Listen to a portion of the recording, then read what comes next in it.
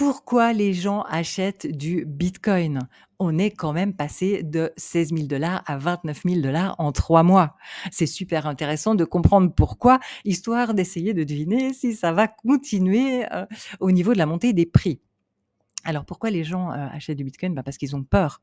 De dire: «Où est-ce que notre argent est en sécurité ces temps-ci?» C'est la question à 1000 points, hein. Il y a des faillites bancaires, on voit ça aux États-Unis, mais franchement les banques en Europe se portent très, très mal aussi. Le grand public prend conscience, enfin qu'il y a cette réserve fractionnée et souvent même pas de réserve du tout et que les banques, on se sent trahi, je veux dire, on a l'impression qu'on confie notre argent aux banques pour qu'il soit en sécurité, disponible et qu'il puisse prospérer. Eh ben non, pas du tout, il est pas en sécurité, il est pas disponible et il peut pas prospérer. Donc les gens se sentent, floués et perdent confiance petit à petit dans les banques. Surtout quand, on voit des banques, qui ferment et certaines ne rendront pas l'argent à leurs clients. Et puis alors, 3e raison, l'imprimante, qui fait brrr, c'est-à-dire l'imprimante à billets. Les banques centrales de quasiment tous les gouvernements du monde impriment comme des malades, et c'est exponentiel, c'est de pire en pire. Voilà. Alors, jusqu'à présent, on avait les stablecoins. C'était quand même bien pratique, hein, pour faire plein de transactions. Un stablecoin, donc ça vaut toujours 1 $ ou un quelque chose, 1 €, une once d'or. Donc, un stablecoin, on fait plein de transactions et en plus, en France et aux États-Unis, ça n'est pas un événement fiscal, contrairement au fiat, donc, euros et dollars. Et en plus de ça, un stablecoin, celui en qui on avait le plus confiance, c'était USDC, hein, qui est le plus régulé, le plus obéissant aux lois de son pays, le plus audité, le plus solide, etc. Et là, on a eu le dépeg, hein, on a eu cette crise où tout d'un coup, il ne valait plus 1 $ parce qu'on s'est rendu compte qu'en fait, il avait de l'argent bloqué dans une banque en faillite et tout le monde a paniqué, etc. Et en fait, à cette occasion, on s'est rendu compte que les stablecoins reproduisent les mêmes travers que le système bancaire et donc sont voués à avoir les mêmes problèmes que le système bancaire. Ça casse tout. Bon, alors du coup, qu'est-ce qui reste? Qu'est-ce qui reste? Où c'est qu'on peut mettre notre argent en sécurité? Alors la question surtout, c'est qu'est-ce qui va garder de la valeur? La valeur, c'est plus important que le prix. Imaginez que vous avez une monnaie qui fait, une inflation monstrueuse et que, il vous faut des tas de billets pour acheter votre morceau de pain. Eh bien, c'est sûr que bitcoin vaudrait une fortune dans cette monnaie-là, mais ça ne veut pas dire que bitcoin aurait pris de la valeur ou ça ne veut pas dire que votre morceau de pain aurait pris de la valeur. Donc ce qui est important, c'est pas forcément le prix, même si c'est bien pratique de calculer en dollars ou en euros, mais ce qui est important, c'est de garder la valeur. Ça fait depuis des années que je dis, si je veux offrir un cadeau de naissance qui sera ouvert dans 18 ou 20 ans, j'offrirai du bitcoin. Parce que même dans 20 ans, je ne sais pas si Bitcoin sera number one. Non, peut-être que celui qui sera number one n'existe même pas encore. Et c'est OK. Par contre, je suis persuadée que dans 20 ans, un Bitcoin vaudra beaucoup plus qu'aujourd'hui, même si on calcule en valeur. Et si je voulais offrir ça pour, dans 5 ou 10 ans, j'y mettrais aussi du Ethereum parce qu'Ethereum, c'est, le socle sur lequel on bâtit, tellement, d'applications. C'est vraiment, très important aussi. Voilà, donc revenons à la question de la valeur. Qu'est-ce qui garde de la valeur? La réponse, c'est les commodities, les matières premières, comme le gold par exemple. Moi je suis persuadée que l'or va prendre énormément de valeur dans les 2 à 3 ans, justement parce que les gens perdent confiance dans le système bancaire, ils se réfugient sur quoi? Sur l'or, entre autres, et c'est bien d'être diversifié. C'est quelque chose dont je parle aussi dans la formation Crypto Expert et Bitcoin est la seule crypto-monnaie qui a été confirmée par, les autorités financières américaines comme étant une commodity, une matière première, donc inattaquable. Et de toute façon, ils voudraient essayer, ils attaqueraient qui? Ils ont personne à attaquer, en fait. C'est pour ça que Bitcoin est inattaquable et il est aussi inarrêtable, hein. C'est comme, si vous avez, de l'eau, qui est en haut de la montagne et que vous essayez de l'arrêter, vous mettrez un barrage dans la montagne, mais elle va bien finir par descendre, ne serait-ce qu'avec, l'évaporation et la pluie, et où on peut donner aussi l'exemple des nuages de pluie qui s'en foutent des frontières, vraiment. Donc, Bitcoin, c'est comme ça, c'est une matière première, c'est inarrêtable. On a même un nœud Bitcoin dans un satellite. On peut même transférer des transactions sans passer par internet s'il faut, on peut les envoyer par onde radio ou par simple texte, les transactions, du moment qu'on sait faire.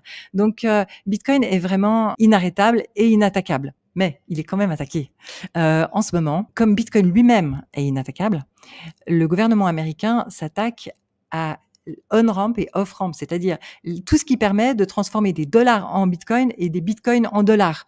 Et d'ailleurs, c'est valable pour toutes les cryptos. Ils attaquent ce qu'ils peuvent, c'est-à-dire des entreprises qui sont dans leur juridiction, hein. C'est tout ce qu'ils ont sous la main pour attaquer. Mais ça m'inquiète pas du tout. C'est un problème tout à fait temporaire qui provoque des hauts et des bas. OK, quand les prix baissent, pour moi, c'est juste une opportunité d'achat.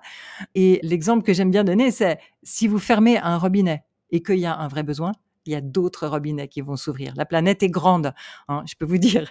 Il y a des pays que ça va arranger. Quand il y a un besoin, ça va s'arranger. Mais en ce moment, c'est très, très attaqué au niveau des dollars US.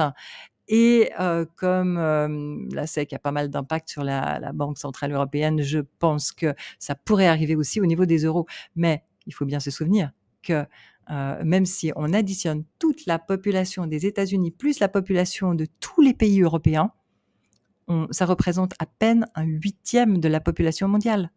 Et il y a beaucoup d'argent en Asie. Il faut vraiment sortir, élargir notre vision.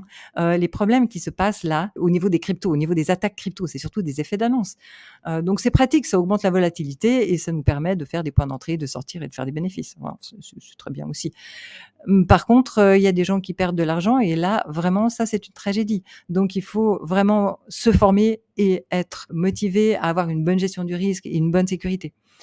Bon, je sors du sujet. Bitcoin. Pourquoi les gens achètent du Bitcoin?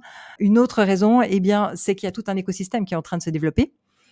C'était déjà le cas avant, mais là, ça prend de la vitesse, vraiment. Il y a le système des paiements avec Lightning Network qui permet maintenant de faire des paiements très rapides et très bon marché. Et puis, il y a maintenant des outils qui construisent par-dessus Bitcoin qui permettent de faire des smart contracts. Et il y a aussi maintenant des NFT qui arrivent dans Bitcoin. Moi, j'ai créé mon premier Ordinals le 22 février et j'ai immédiatement publié un mode d'emploi sur mon groupe privé Telegram parce que je pense que ça aura un fort impact historique, ces Ordinals. Donc, ça vaut vraiment la peine. Après, il faut savoir que les développeurs Bitcoin sont très motivés à garder un Bitcoin très stable, à ne pas changer évidemment le protocole, le consensus de validation des blocs. Ça, c'est très, très important pour que le monde entier garde sa confiance dans Bitcoin et à garder Bitcoin, justement, commodity, inattaquable. Donc, tout cet écosystème dont je parle, ça n'est pas Bitcoin, c'est par-dessus Bitcoin. Donc, cet écosystème est attaquable, mais Bitcoin reste inattaquable parce que ce sont les fondations. OK, et dans la vidéo 3A de la formation cryptoexpert.ch, voilà, je vous explique que Bitcoin, c'est une valeur sûre. Je vous explique pourquoi et je vous explique qu'est-ce qui va faire monter son prix. Alors la question, est-ce que Bitcoin va continuer à monter ou pas? C'est une question à 1000 points, hein. Donc la réponse, selon moi, c'est oui. Bitcoin va continuer à très, très bien performer à moyen terme et à long terme. Et on aura beaucoup de montées, descentes, les montagnes russes, comme j'aime bien le dire. Si vous regardez en 2019, il y a eu 2-3 mois de montées vraiment sympas. Et ensuite, il y a eu dans les mois suivants à peu près 50% de retracement. Donc, imaginons que là, on monte à 30 000 ou 40 000 ou 50 000. Ça veut dire que le retracement serait à 15 000, 20 000, 25 000. C'est tout à fait momentané. Sur le moment, ça va nous sembler horrible. Et puis, voilà, dans quelques années, quand on regardera la courbe, ce sera juste une petite virgule dans la courbe. Et pourquoi je dis oui, je pense qu'il va très bien performer? Parce que notre système bancaire est vraiment dans le caca. Je suis désolée de mon vocabulaire, il est dans le caca. Je veux dire, soit on durcit le ton et on casse toutes les entreprises, on casse tout le monde, soit on imprime encore plus et on casse notre monnaie fiat, le dollar, l'euro, etc. Donc c'est juste un cercle vicieux dans lequel ils sont trop enfoncés. Ils ne pourront pas en sortir. Et Bitcoin a été créé justement pour ça.